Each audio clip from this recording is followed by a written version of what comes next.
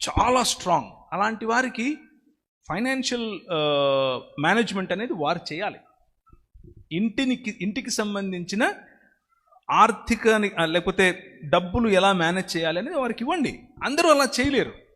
నా భార్యకు ₹1,00,000 ఇస్తే రెండో నిమిషంలో ₹1 కూడా ఉండదు. అది ఆమె స్ట్రెంగ్త్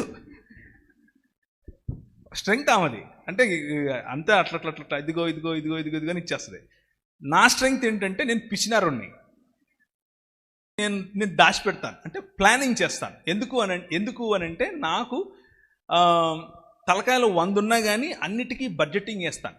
బడ్జెటింగ్ వేసి ముందే పెట్టుకుని అది దానికే వాడతాను. నా భార్య అలా కాదు. ఇది కూరగాయల కంటే ఆ కూరగాయల గ్యాస్కి కూడా ఇస్తుంది. అదే కూరగాయల డబ్బు పెట్రోల్కు ఇస్తుంది. నేను అలా కాదు. ఇది కూరగాయల కంటే కూరగాయలకే వాడతాను. ఇది నా స్ట్రెంగ్త్. నా భార్య నాకేం చెప్తుంది అంటే నువ్వు ఇదే చెయ్యి.